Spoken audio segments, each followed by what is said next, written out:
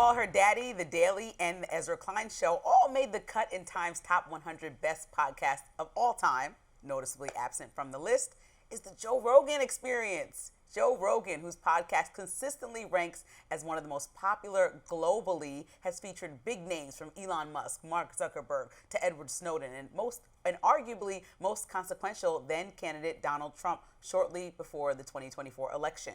Many users are perplexed at times snubbing Rogan from the list. EV Magazine founder Brittany Hugoboom posting on X, quote, "This is exactly why the youth doesn't trust legacy media. The left has long dominated film, television, and fashion. But when it comes to podcasts, especially among men, the right owns the space." X-user account Storm posted, quote, "The Joe Rogan Experience is the most listened to podcast on the planet. Omitting it from the list of best podcasts of all time is like omitting the Beatles from the list of best music artists of all time." Good analogy. Time correspondent Elena Dockerman explained how the magazine compiled the list. She wrote in part, quote, "I tried to pick podcasts that, if not entirely evergreen, have a hefty archive that can be revisited. Series that cracked jokes that haven't gotten old, or covered books and movies you can still read and watch before tuning into a specific episode that will help you appreciate them more fully. With this list, I endeavored to find the best of the best, a database you can sort through by genre." This is definitely interesting. I think it's no secret where I stand on this. Joe Rogan's podcast should have been included. It's very strange to me that the most popular podcast of all time is not on the list. Even if you don't personally like it, when you're compiling these best ofs, you got to approach it with a little bit of objectivity and say, there's obviously something about this that is very compelling to people. Now, I love Time Magazine, and I also love Joe Rogan's show. And so I was completely confused because not only does he, if you don't like the content or material or don't feel that it's evergreen, which I would disagree with, right, the fact is that he has broken barriers in all ways by putting his stuff on YouTube and Spotify, distribution barriers. He has opened and changed the game. He has 3-hour-long episodes. I remember when I got wrapped up, what was it? I watched the Bob Lazar for 2.5 hours about aliens, Area 51. This is not my cup of tea. Robbie asked me in the past, like, what do I think about aliens? And I just don't think about it because I will get terrified.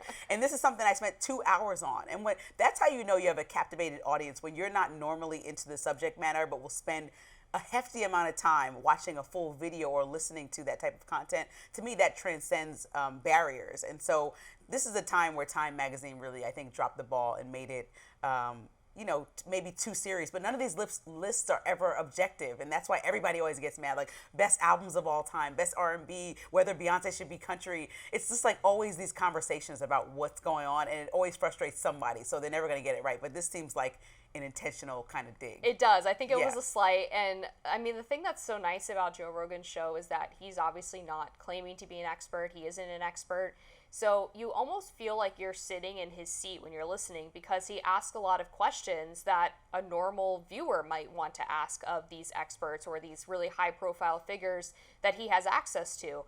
So you feel like as you're listening to this expert, maybe you get caught up on something or you get confused. And Joe's there, and he's also confused, and he's going to ask that for you and make sure that it's covered in the next answer, and that's why I think it's so engaging for people. And I think also it's interesting because they put Call Her Daddy on there, which, if you know that podcast, she had Kamala Harris on, right, and she was like the response to the big Joe Rogan Trump interview. And so to pick one or the other, you have to put both. You know, they both were timely relevant. And honestly, the Joe Rogan Trump interview changed the course of the election. That and Biden's misstep at that debate were two significant moments in last year's election season. So I don't know how you say that wasn't the most powerful podcast of all time, that specific episode. Yeah, especially since there was that debate over whether Joe Rogan did enough to try to get Kamala on the podcast, or if Kamala did enough to get on the podcast, and whether he should travel, and all of this sort of gossip about how that interview ended up not happening. That was a huge part of it too, was her campaign being accused of really dropping the ball by not following up Trump's episode. Right, so much to talk about here. Time Magazine, you got to get it right. President Trump is issuing a new executive order addressing homelessness, but it may hurt more than it helps. So we'll talk about that next in My Lens. Stick around.